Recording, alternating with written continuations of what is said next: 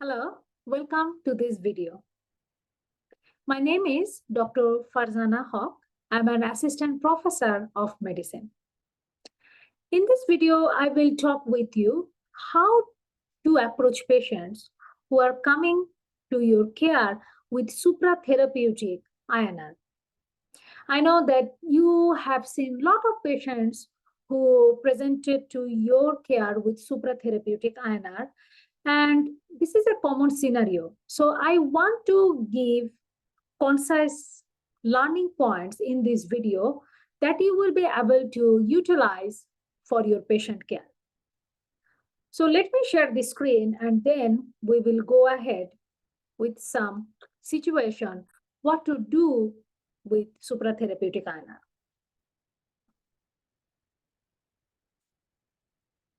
So first, if the patient is presenting with supratherapeutic INR and no bleeding, meaning patient is completely hemodynamically stable, and if the INR is between 4.5 to 10, what will be the next step? You may have already assumed that we have to hold the warfarin until the INR normalizes. What about if the INR is more than 10 and patient is not having any bleeding? Again, we will hold warfarin, and this situation, as the INR is more than 10, we will give oral vitamin K. What about if the patient is presenting with supratherapeutic INR and life-threatening bleeding? What will be our next step? Definitely, we will hold warfarin. Then we will give IV vitamin K. And also 4-factor prothrombin complex concentrate. I want to highlight some key points here about this 4-factor prothrombin complex concentrate. So if you have both options at your hospital, both 4-factor prothrombin complex concentrate and also 3-factor PCC, which one to choose? So before deciding that, let's understand how they are different from each other. 3-factor prothrombin complex concentrate has the factor 2, 9, and 10.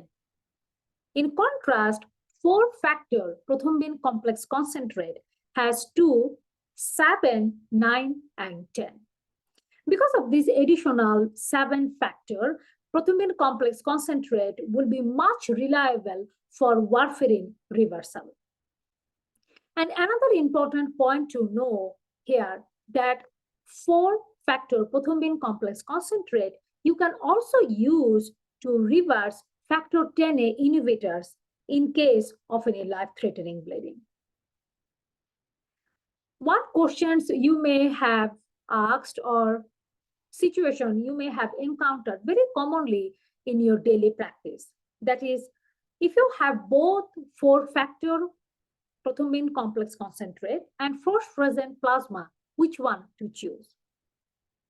If you compare between them, 4-factor prothrombin complex concentrate will be preferred over FFP because it will be faster infusion rate, more rapid reversal of INR, and also 4-factor prothrombin complex concentrate has low risk of volume overload compared to FFP.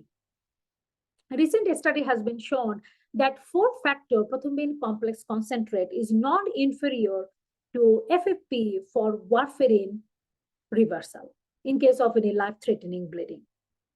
And also remember that it should be your preferred agent if you are treating any patient who is coming with supratherapeutic INR and having life-threatening bleeding and patient has volume overload. So in that situation, your go-to object will be 4-factor prothrombin complex concentrate. I hope these key points will be helpful so that you can implement in your clinical practice. If you have any questions or if you want me to make this kind of short video on clinical vignette that you will be able to utilize for your daily practice, please let me know. And please like this video, Share with your friends, colleagues whom you believe will be benefited from these key points during their clinical practice. And please subscribe to this channel. That truly keep me motivated to make more educational videos like this. Thank you so much again for visiting this channel, for watching this video, and I will see you in the next video. Until then, take care.